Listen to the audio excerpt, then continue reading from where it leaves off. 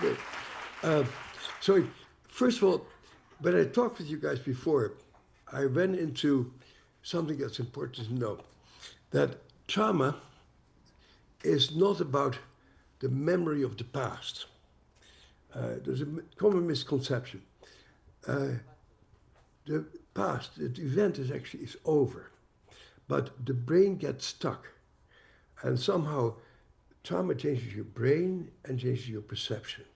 And our job is not only to talk about the memory, but very much help people to get into a mental frame and a physiological capacity to understand that the trauma is over. So at the core of the diagnosis of PTSD is that something terrible happens to you and it keeps coming back.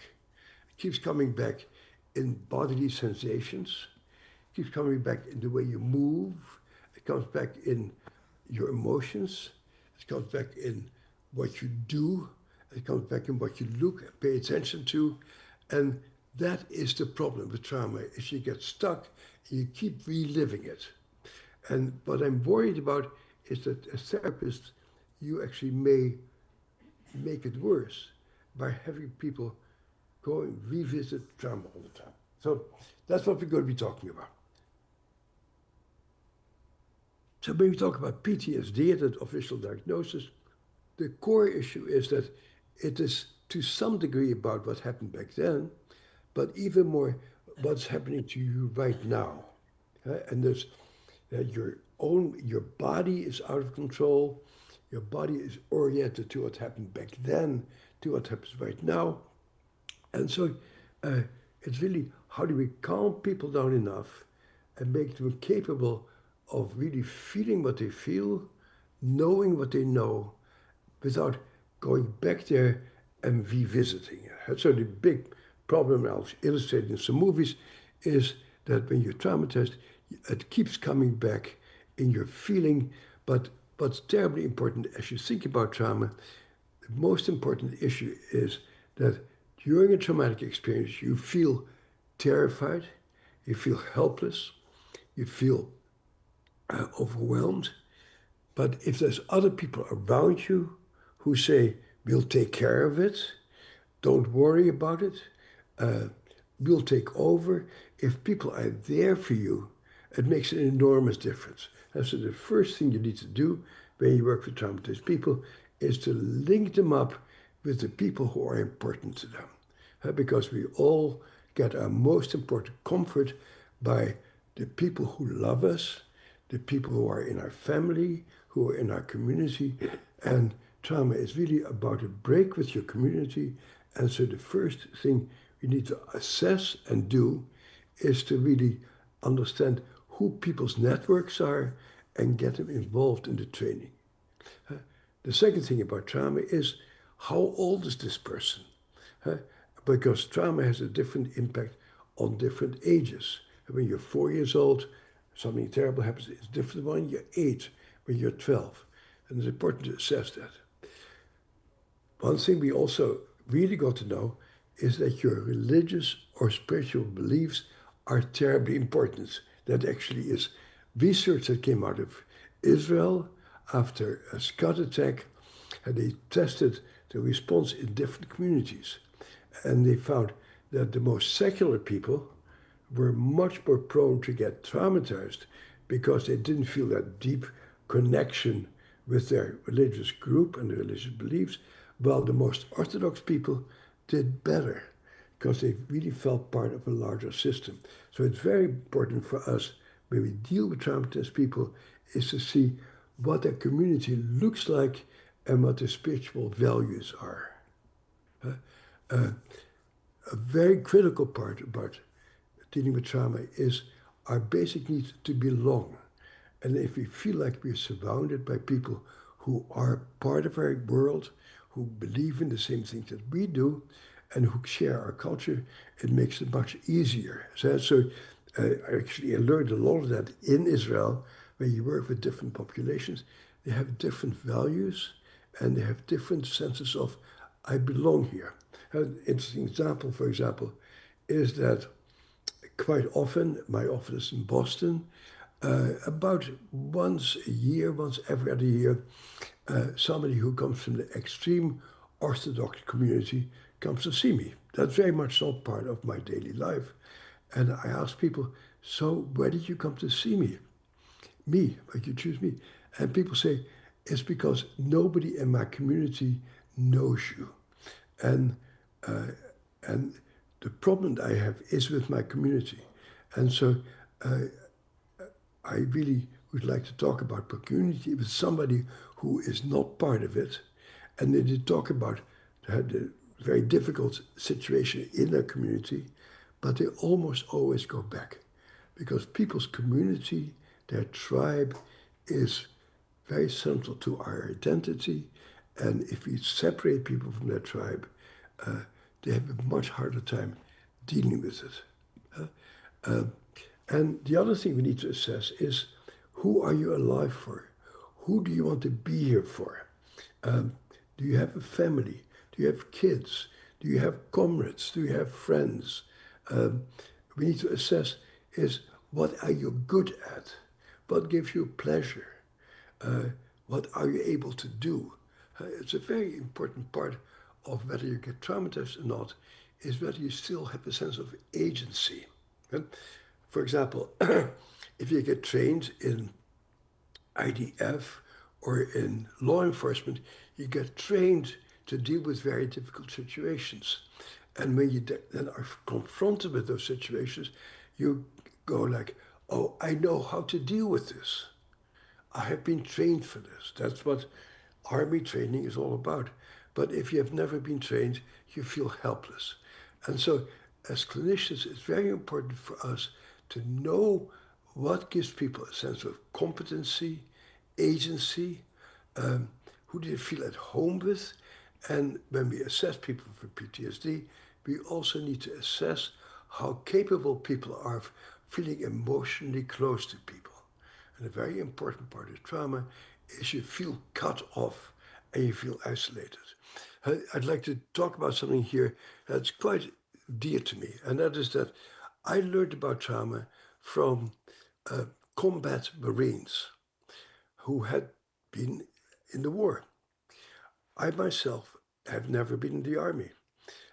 How did I learn about it? Because I ran groups for combat soldiers. And when people have gone through a similar experience, they get enormous comfort from being with people who have viscerally known what they know about. I'm by and large not a fan of solely individual intervention with people. It's very important to get them together with the people who are the most important people in their lives. And oftentimes, in the case of October 7th, it's important for people to meet other people who gone through it and to see we have all gone through the same experience. We were all frightened. How are you doing? And what can I do to you, for you? There's something about individual therapy that is not really a relationship. In individual therapy, the therapist is totally there for their patients, but the patients aren't there for you. But if you're in a group of survivors, they can help each other. And a very important part of surviving trauma is to be active, not only to help yourself, but help the members of your community. It gives you a sense of value and personal importance. If you can't do anything for your community, you feel basically useless. And so when we deal with traumatized people, it is very important for us to talk with them about what is the purpose in their lives. What is the most important thing that they would like to recover in order to be able to that? And we need to talk about values. What do you value most? And what are you willing to really work on in order to function? So we don't only focus on the pathology, what's wrong with you, but we very much focus also on what is right with you. What resources you had? What adversities have you been able to overcome? When people tell you that they have gone through a trauma, it's not enough to talk about what happened back then. The critical piece is to say to people, and how is this affecting you right now? If people say, I've been raped, I saw my friend being killed, the question is, don't tell me more about that story. It is really about, and how is that affecting you right now? How does it affecting your ability to work, to take care of your kids, take care of your relationship? And you always bring the effect of the past into the present, because the place where we do therapy is in the present and not in the past. So that's very critical. Now, over here in the US, we learned a lot about trauma from the attack on the World Trade Center. A similar thing, totally unexpected. We saw this blowing up the World Trade Center, and then to see what happened is quite important. So I've known a lot of people who were there. I know a lot of people who survived it also, who got traumatized by it. And what do you see when this disaster happened, as happened October 7th? People start running. And uh, people start running down the street, start moving. And that's also, of course, what happened after October 7th is some people started to run. And other people hid and were stayed immobilized and watched things happening from hidden places. An important question is, did moving help? It is probably, there's a lot of evidence that if in the face of trauma, you can activate your fight-flight response, you can move your body, it gives you a sense of, I can do something to change what I'm doing. And what makes something particularly traumatic is physical paralysis, being pinned down, being unable to move, and unable to activate your fight-flight response, which is a normal response. And so if you get trapped, you feel like there's nothing I can do to be effective. And that becomes the important thing. So what we saw after September 11th here in the US is that people started to run. And they started to run for home. And that is such a critical part of dealing with trauma and the assessment of trauma is, what are people's homes like? And so what we discovered in 9/11 is that the people who were most prone to get traumatized are the people who were living in uh, in adverse family circumstances, people who were in abusive relationships, people who were at war with their own family. We have treated people from Gaza also, so that treated Palestinians, and what we see there also, that this happened there was terrible for them, but underneath it all is, what is my relationship with my family like? Who is there for you? Who has my back? So what we see is that after a trauma, people want to belong to the community, and if the community is not safe, that will really interfere with recovery. And so what happens when something terrible happens, and that's what our brain research shows, here's your brain, and when you get involved in a very terrifying situation, your frontal lobe shuts down. So when you're in an extremely threatening moment, you're not very rational, you're not very focused, you're not able to do something. When you're really terrified, your frontal lobe shuts down, and your animal brain, the deep limbic system, takes over, and that's our survival brain. That's over here, and our frontal rational part goes away, and our irrational fight, flight, I'm in danger parts take over, and you start to move. And so what happens when people get traumatized is that this limbic system, this part of their brain that is focused on survival, takes over. It activates your nervous system to run, to move, to fight. But your thoughts are sort of not quite there. So you become like an animal that is in danger. And so what do we have to do when people are traumatized? We have to help them to feel safe and to feel calm. So we can calm that survival brain down and say, you are okay. And so whatever you can do to support the physicality of people. It's very interesting. After 9/11, one of the most useful things that people said here in New York after that attack was having a massage was most helpful. Being able for people to hold me, for people to touch me has terribly importance. That is how we feel safe, by being held and having other people say, I will take care of you. I'll be there for you. So calming that system down is the most important thing for us as therapists. And then when that system calms down, that system can come back online and you can become yourself again. So this is the core issue that we have found in our neuroscience research, is that when you're exposed to extreme threats, this system keeps running the show. And what does this system do? It's in charge of your physiology, of your heart rate, of your breathing, of your sleeping, of your eating, and of your capacity for nurturing and taking care of things. And when that system is all hyper-aroused or shut down, you can really not function. So how do we make people feel safe and calm? So the first thing is to run and to move. And one important question we need to ask ourselves, and we work with people, is how do we help people to move again and having a capacity to feel like I can do something to protect myself. I can do something to protect my community. One method that became very popular here in the US after disasters is actually an Israeli form of martial arts. I don't quite remember what the name of it is, but it's very intense, fighting and moving. It gives you a sense of I can take care of myself, I can defend myself. And so being able to move is terribly important.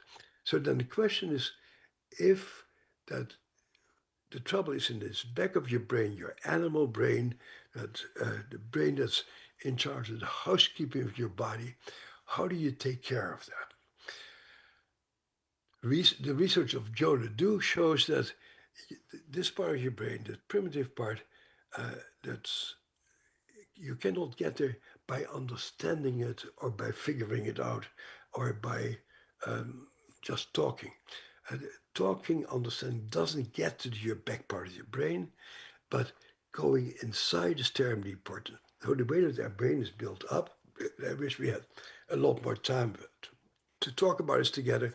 But the way your brain is built up is that at the beginning is your little baby brain that does what babies do, and crying, breathing, pooping, all the babies do. And then slowly you grow a brain. And what most of your brain growth is about becoming a member of a community. So our brain makes us part of a tribe. What do you learn when you become a little kid? And you learn how to talk. You learn to adjust your movements to the movement of people around you. You learn to adjust your circadian rhythms to the people around you, and to go to sleep together with everybody else and to wake up with everybody else.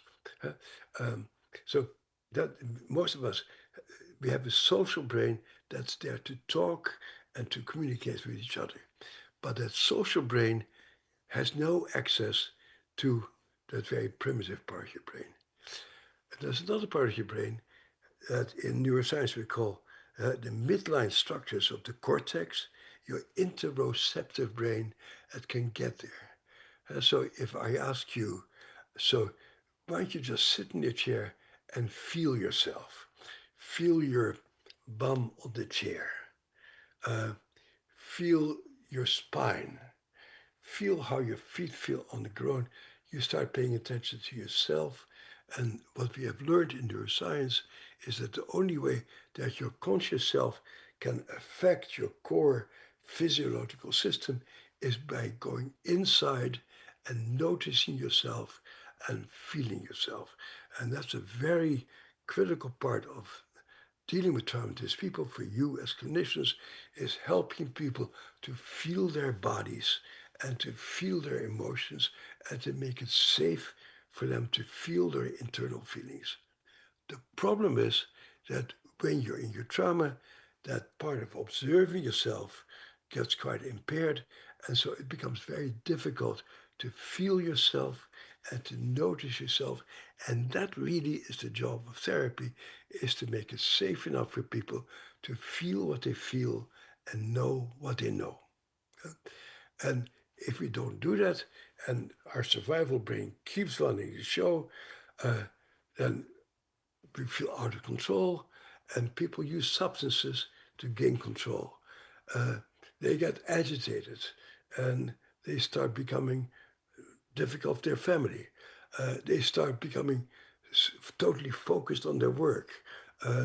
They can't sleep anymore. They can't eat anymore. Their bodies don't feel anything, or their bodies feel too much.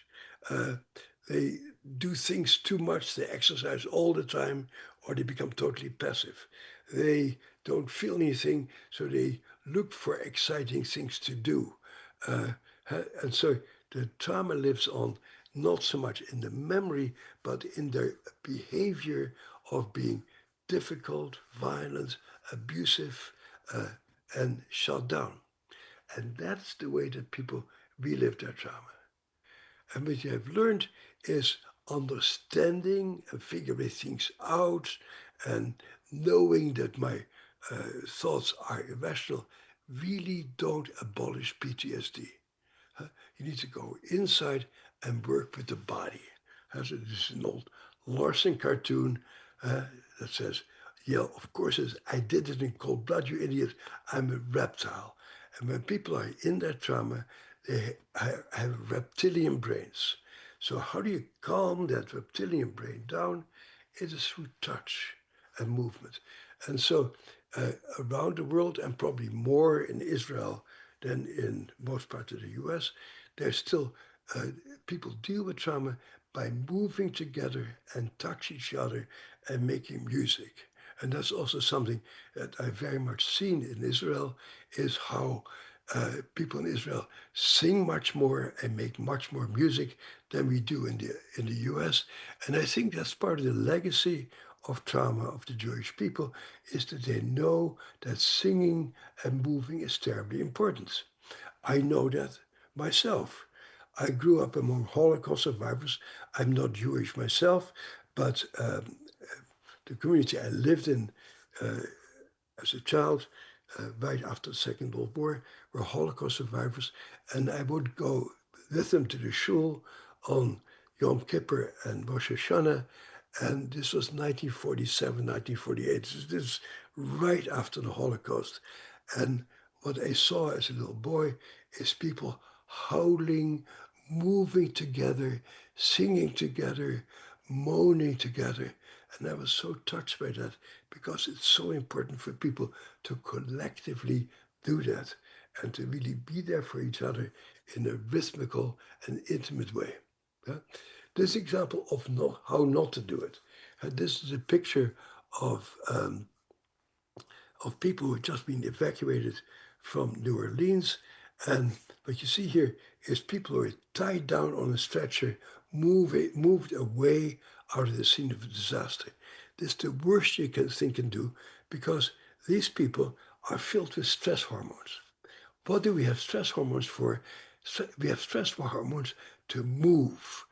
And after something terrible happens, our natural instinct is to move and to take care of stuff, to rebuild our houses, to do something. And it's very important for us to help people to actually do things and think about activities that really make a difference. You can move your body to really make a difference, and to have a feeling of, I can make a difference, I can repair things, I can do things. I'm going to skip here. I'm going to skip this one. So what do we do to overcome trauma? First of all, community. Community of people who have survived together, community of the people you belong to. That's the most important thing to recreate. The second thing is to do something that makes you not helpless. to contribute something. I'm talking in Ukraine regularly, and I encourage people to cook meals together, to help each other, building things, doing things for each other. You need to do something that makes you feel like I make a difference and I can actually not be paralyzed by my trauma. Third thing is you need to help people to regulate their emotions. Terribly important. Huh? So how do you do that? I'll get back into that. Things like yoga, chanting, music, anything to calm yourself down and to be still. Breathing, measuring heart rate variability, helping people to pay attention to their breath, slowing down their breath. When you breathe, focus on the out breath.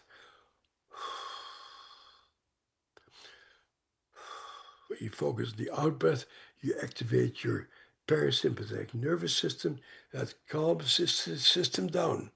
And once you calm your system down, you can think more clearly and you can feel more present in the here and now. At the core is affect regulation. And then you need to notice what happens inside of you. And it's very clear that people who are able to describe what happens with them, to really feel what they're feeling, are much better off. And it changes important brain systems to learn to feel what you feel. And so that's a very important part of therapy, is to help people to find words for their internal experience and to go into sensations and emotions that are difficult to bear. And much of good therapy is done in relative silence, just allowing people to feel what they feel and be present with themselves. And then it's important to delineate that oftentimes people go on and can be quite good in some ways and fall apart in other ways. And they may become very controlling of other people. So after a trauma, people tend to split up into very discrete components. They may continue to be very good mothers or fathers or colleagues, but when something happens, a very controlling part takes over and they want everybody to do what they want to do. Or a very helpless part takes over and goes like, there's nothing I can do. I feel no good. But that's not all of somebody. When somebody cuts themselves, for example, they're not a self-cutter. They're a doctor who cuts herself. Or they're an engineer who also is an addict. You're not one thing, you're multiple things.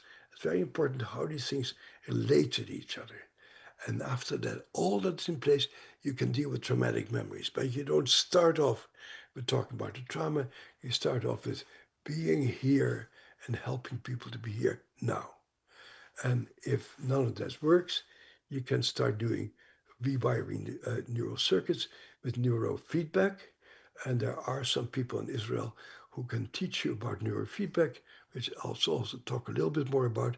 And you can do psychedelic agents. So the first order of business is physiological arousal as measured by heart rate variability. Heart rate variability means that whenever you take a deep breath in, your heart speeds up, you activate your sympathetic nervous system. Whenever you take a breath out, your heart slows down, and your heart rate is a very flexible system in that here somebody's breathing, and when you breathe in, his heart rate goes up, breathe out, heart rate goes down. And this waves is called heart rate variability. And the deeper these waves are, the better off you are, and the more capable your brain is in dealing with information.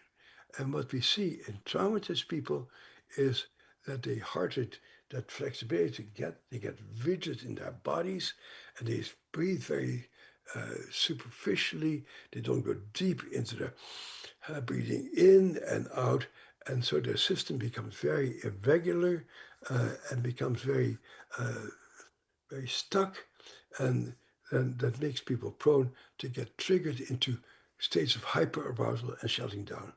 So learning. I hope that a lot of you do yoga, because yoga is a very nice way of calming that system down and helping people to live in bodies that can tolerate things. And so if you have good heart rate variability, you're healthier, you can resist stress, you can take care of business.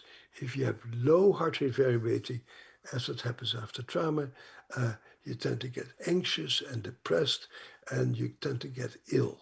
And so helping people to calm down their breath and feeling their bodies and regulate their bodies is terribly important.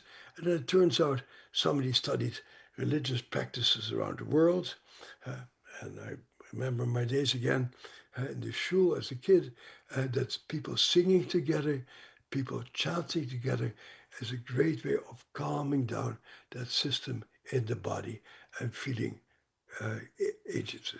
You can do that by downloading apps, heart rate variability, and you can train yourself or train people to do so. But in our case, we did yoga, and we studied yoga for traumatic stress, and we found that if people do yoga, their PTSD score goes way down. And so moving together and making these movements helps the whole system to regulate themselves and to be stiller. And it changes your heart rate variability, and it changes some system in your brain. So before I start talking about more unusual things, I just want to talk for a minute about EMDR. For me, EMDR is probably the best frontline intervention for trauma.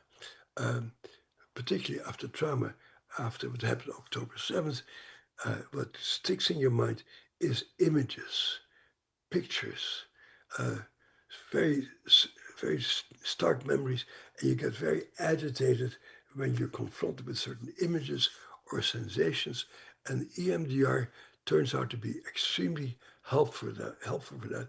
And what's great about EMDR, it does not depend on people being able to talk. I actually am involved in a gang program in Los Angeles, of guys who had been very violent, living in gangs, in prison, and we introduced EMDR, and these guys took to it because they don't have to talk about it. When you do EMDR, you say, just bring back what you saw back then. Bring back what you heard. Bring back what you felt. Bring back what you smelled. But you don't have to tell me. Just feel it. And then as people go there, it's very still, you say, notice that and stay there. And then you take your fingers and you move from side to side in front of people's eyes. So the eyes move back and forth. It's a very strange method, but it's extraordinarily effective, as you will see. So this is how I learned about EMDR. Story as I took it down last week. Start reading. So this woman was in a terrible car accident and is no longer able to drive, and she's terrified, staying in the house, very much like what you probably see in some of your population. And so Steve asked this woman to tell the story of what happened. And the moment she starts talking, she gets more upset and more agitated.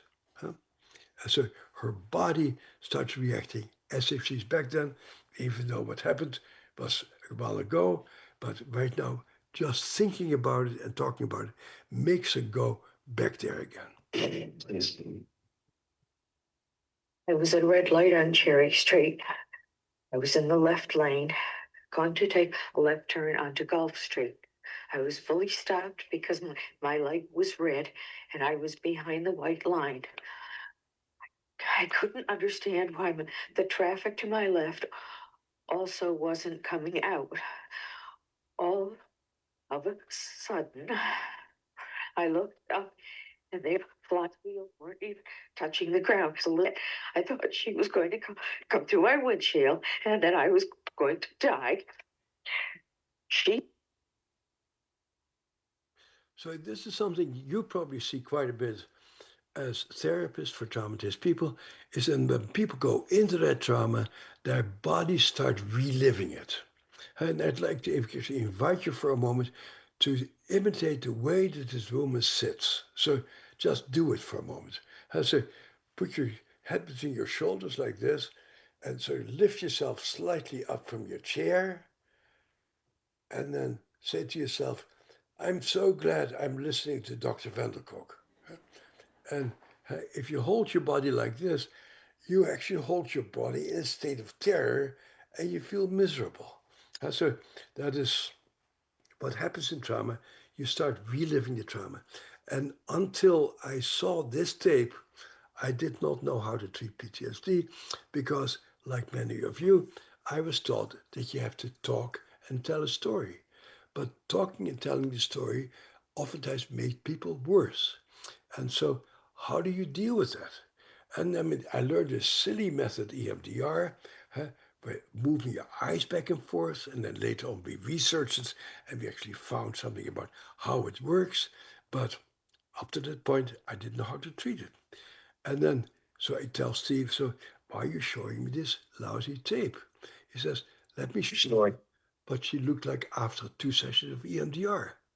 I go like, wow, I have never seen a person move from being like this into a person who is completely calm and focused and sits back. And again, I would like to invite you to sit the way this woman sits. To put your hands in your lap like this, put your shoulders back, put your neck slightly up, show me your sternocleidomastoid muscle, which is the muscle of curiosity. And she's open. And if you sit like this, you feel open and you feel curious. So I was really struck by that. And then she starts talking. And what I want to do is, the last time I think we're kind of. And she leans forward. That's interesting. Because when you deal with traumatized people, I wish I could see you better to see to what degree you guys are leaning forward. When you lean forward, it means I'm curious. I want to take something in. When you're traumatized, you tend to be defensive. When you're not traumatized, you tend to open in your body. The end of things today. Can you describe what happened that day for me? Yeah, I was going up to a traffic light, turned yellow. You go, wow, I've never seen that before. In 2 sessions, instead of just reliving the trauma, she is talking about it as if she has a teleprompter in her brain. So she can see it, but she's not there.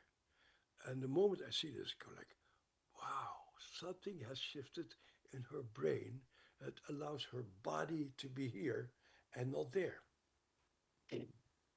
And I was still back, so I was going slow to begin with because the roads were wet. Stopped behind the white line. The light was red. Traffic to my left isn't moving. Wondered why. Looked up, saw a car come speeding at me. I just knew it was going to hit me and I was going to die. I didn't.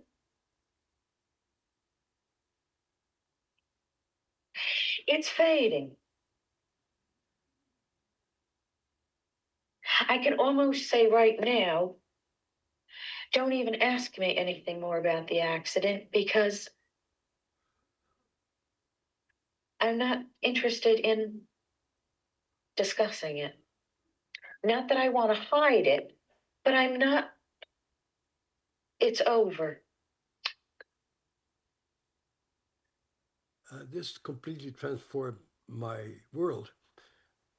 So the first thing that I learned from this is that she says it's over. Up to now, we always say, oh, did people get better? But the point is, can we help people to be fully alive right now? I say, yes, it happened. And it was awful back then, but I'm so glad to be alive right now. And so that's the first time I see somebody truly say, it's over. I've resolved it. And from then on, I was not satisfied. And that's why I studied so many different methods until people can say, it's over. It was terrible back then, but I'm okay now. And the other thing I learned from this tape is that EMDR is a really strange thing, to move your fingers upon people's faces.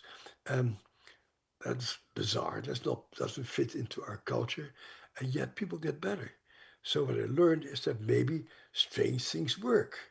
And then some yoga teachers come and visit me and say, let's study yoga for PTSD. And it turns out that yoga is very helpful. And then some people say you can put electrodes on people's skulls and change people's brain waves. That's pretty crazy. Let's study it. It works. And then Vic Doblin comes to talk to me about using psychedelics for treatments. And you go, blowing your mind to deal with PTSD. That's pretty weird. And it turns out to be another fantastically important treatment. And so treatment, it turns out, is not primarily about talking and not primarily about drugs. There's other things you can do. And that's really why I'm talking to you guys today, is to broaden your perception so you can do more. So the moment I see this, I go like, wow, what happened in this woman's brain and how generalized this is. So we start doing research. The only NIH-funded research on EMDR. And what we see, we compare EMDR with Prozac, and EMDR is way more effective than Prozac or placebo. And its follow-up after the end of the treatment, people continue to improve after EMDR. But on Prozac, when you stop the Prozac, people go back where they were before. And so I was curious in this study, how at the end of the treatment, can people say it's over? So if we can compare Prozac with EMDR, at the end of 8 weeks, 1 out of 5 people in the EMDR said it's over. 1 of 8 people on Prozac did. A 2-month follow-up without further treatment, 28% of the EMDR people say it's over. None of the Prozac people. Another 6 months later, 60% of people say it is over from the treatment they got back then. So this is really one of the most effective studies ever about treatment of PTSD, was with EMDR. And I would strongly encourage you to use that as a first-line practice in your treatment. It's enormously helpful, enormously relieving for people. Then we looked at, so how old were people when they got first traumatized? And half of the people in our sample, their trauma was child abuse and neglect when they were kids. And half of our sample was adult onset people who went through things like what you went through on October 7th, people who had been tortured, who had been imprisoned, who had been raped, assaulted, etc. And so what we found out is if people had had safe childhoods, but were then traumatized, they did extraordinarily well on EMDR, to the point almost that if I deal with people who really who had good childhoods and were functioning quite well, and then get traumatized, basically that's no longer a major challenge for me because EMDR is so effective. But what we found out is that if people were abused as children, and if the trauma was within the attachment system, then EMDR was not nearly as effective, and you needed all kind of other treatments. So again, it's important for you to assess how much trauma did my patients have before October 7th, and what is the basic underpinnings of their personality before what happened during this assault, and are their families safe, and there's the imprint of earlier safety in our bodies. And then we start learning about the brain. And I think it's also very important. This is our brain. And when we talk with people about what they think, what they know, what they have experienced, we basically activate the prefrontal cortex, which is a marvelous part of our brain that allows us to make meaning out of things and to communicate and to make jokes and write scientific papers. It's a fantastic part of our brain, but it's not where the trauma imprint is. It's not, you don't get traumatized because you're ignorant or because you're stupid or because you have the wrong ideas. You feel traumatized because your body feels like you're in threat. So that imprint of trauma is over here, in your amygdala, in your hippocampus, in your periaqueductal gray, in your cerebellum. The imprint of trauma is your animal brain. And so our challenge is, how do we go there? And so you can basically split up the brain into 3 rough sections. And so this is the part of our brain that we come into the world with. This is the part of our brain that can do what little babies already can do. And what can babies do? They can sleep, they can be awake, they can suck, they can breathe, they can poo, and they can pee. And that's about it. They can cry. And we are programmed to find them cute. And that's all they do. But that's what little babies do. And we really don't pay attention to these baby things. The breathing and the sleep and appetite and very primitive brain things. But we should. And actually, it was one of the things that got me so interested in trauma, in that I was working with war veterans who had just come back from seeing horrendous things, and I had little kids at home. And what's striking is that war veterans behaved very much like very small children. My small children would have temper tantrums. They would become extremely upset. They would fall asleep all the time, just like my veterans. And I thought, that's interesting, because I'm not worried about my kids' out of control behavior, because all we need to do, their brains need to grow and they will get in touch with it, control themselves. And they did. But these combat soldiers, their brains were like the brains of little babies. And so what is going on with these soldiers, that they continue to be so emotionally disturbed? And so then we got to see that really a large part of the trauma is indeed in this very primitive part of the brain, the baby parts of our brain. And how do we get there? Because it's very clear we cannot get there by talking or understanding. There's no pathways to that part of your brain. And so that's how we got to do yoga. And it turns out that yoga really helps this part of the brain to calm itself down. And that's where our arousal systems come from. So that's how I got into yoga, to calm down that very primitive arousal system of the brain. And then the middle part of our brain has a map of the world. Basically, the brain is a predictive organ. A brain allows us to know, when we meet a person who looks like that, we can expect that. If the weather looks like this, we can expect rain, so we get an umbrella. If the weather is like that, it means that it's cold, and that means I need to wear a coat.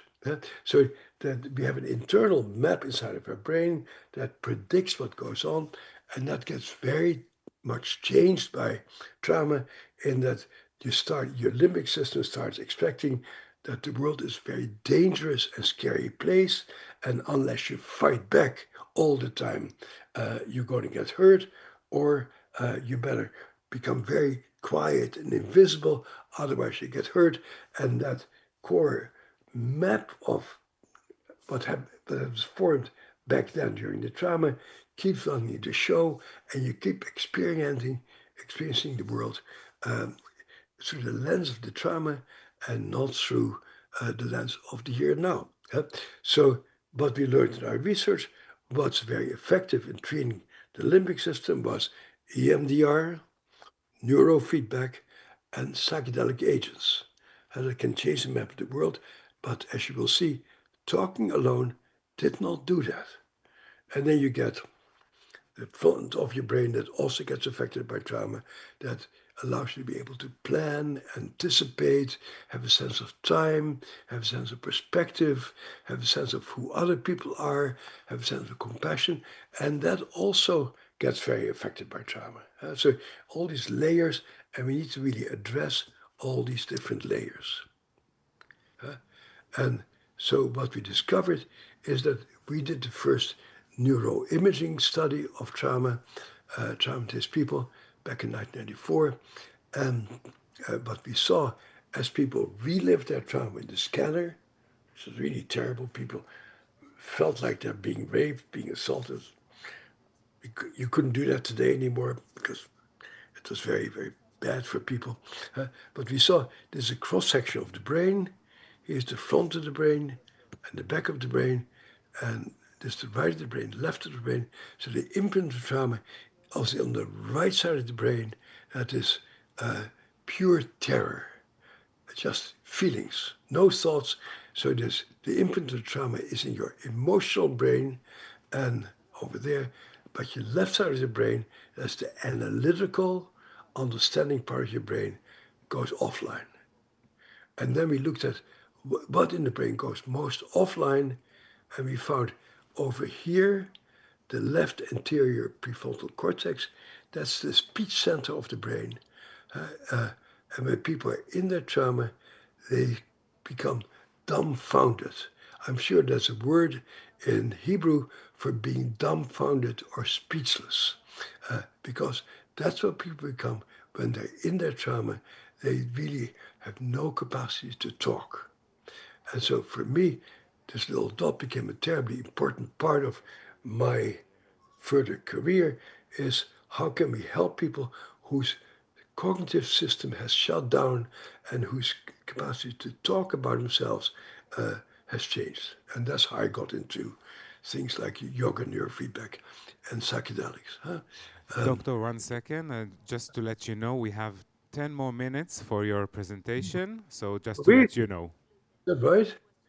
Oh, I thought we had more. Okay. Just to let you know, we have 10 more minutes, okay? Including questions and answers. Including test. Okay, then I'll go much faster. Let me talk about psychedelics. I thought we had a half an hour more. Sorry. So this one thing you can do is neurofeedback. And let me just, since I don't have much time, I thought I had 45 minutes still. Let me show you what neurofeedback can do. Abusive. He used to hit me and punch me and kick me and bite me. The hyperactivity disorder, or ADHD, was out of control. Older sister Clara was terrified. What are you like now? I'm happier. I'm able to concentrate. Yeah. You get along with people better?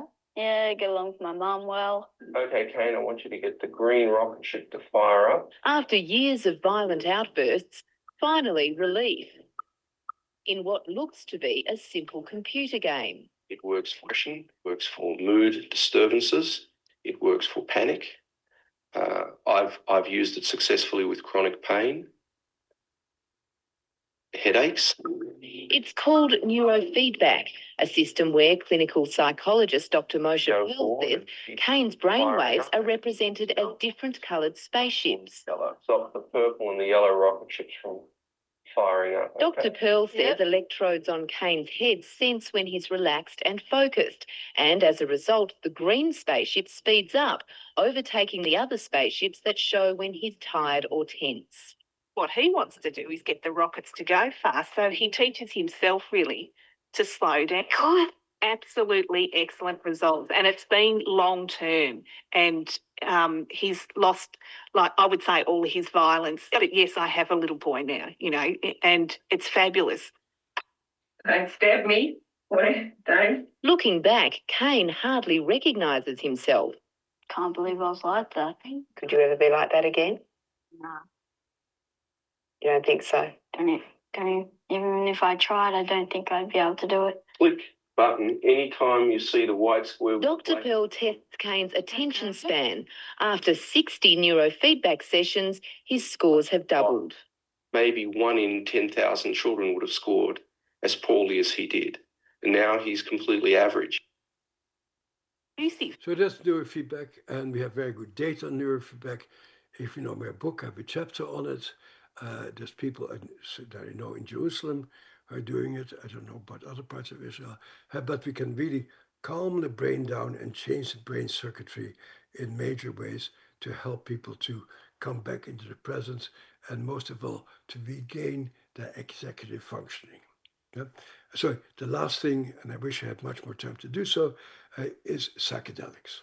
And I spent the last 10 years doing research on how psychedelics can help people, and we have spectacular results. So we did a study with over 200 people. Vic Doblin, who is next, will be talking more about it. And so what we did, we had about 200 people come in. We got to know them well. We really formed a close therapeutic alliance with them. We talked regularly with them, and they came in on 3 occasions for a whole day, lying on a bed, taking MDMA and having a psychedelic experience where oftentimes a lot of very painful stuff came up, but they felt better. So we compared people who got only psychotherapy and people who got psychotherapy plus MDMA.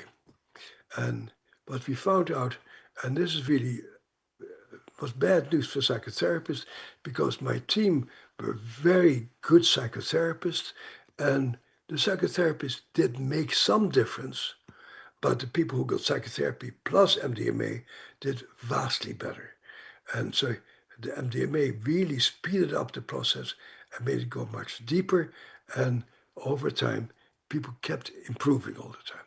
What also was very important in our MDMA study is that people with early childhood trauma who had not responded quite as well with EMDR and other research that we did, that people with very early childhood trauma, we call it developmental trauma these days, actually did very well here. People who were dissociated and numbed out, who are some of the hardest people to treat, did very well. And there were almost no side effects. So that was interesting. But what I got to do is to study the other symptoms of trauma. And what we found is that adding MDMA made huge difference in self-compassion. The one big thing about trauma is people tend to hate themselves and despise themselves and feel ashamed. And this is what the psychotherapy only could do. But if you add MDMA to it, there's a huge difference in being kind to themselves, in being less judgmental, feeling a part of humanity. The sense of isolation went way down. Their capacity for mindfulness went way up. They no longer felt over-identified with their trauma, and they really felt compassionate about themselves, and not only compassionate about themselves, but over time also compassionate about the perpetrators of their trauma. And the other thing that we studied was alexithymia, the capacity to give words to your internal experience that oftentimes gets very damaged in trauma. And you would expect that psychotherapy would help people much better to find language for their internal experience. And what we found out, that therapy wasn't all that effective, but adding MDMA to it was much more effective. People were much more aware of themselves, and they were able to know themselves and be in touch with themselves. And then we studied a whole bunch of other things about self-regulation and self-compassion and mindfulness and being able to negotiate difficult relationships. And almost everything, the MDMA made a huge difference. And so what we see is that the psychedelic agents can actually change the neuroplasticity of the brain to allow the brain to take in things that it cannot take in under ordinary circumstances. So let me finish with the drug that's legal in Israel as well as in the US. It's ketamine. I've done a lot of ketamine-assisted psychotherapy. It's probably very helpful for acute trauma, which is what a lot of you are working with. You should give low doses of ketamine. We do intramuscularly, and that helps people to feel calmer and safer, and we're tolerant about internal experiences. And it looks really like it can really help people to get to a point that even though during the experience people oftentimes have quite painful memories. I just did an MDMA session with yesterday with one of my patients who suddenly, during the middle of the MDMA, the ketamine session, retrieved memories of almost drowning as a child. She had forgotten that, but these memories came back, and it was quite overwhelming. She hadn't felt it before, seen that before, but after she was able to relive it on a psychedelic experience, she came back and said, "Oh, I've held that fear inside of myself all this time, and that's why I react so strangely to the people who were with me at that point. But now I can feel what happened to myself back then, and it's over." And so there's really, but I'm sorry we have so little time together, but don't be satisfied with helping people just a little bit.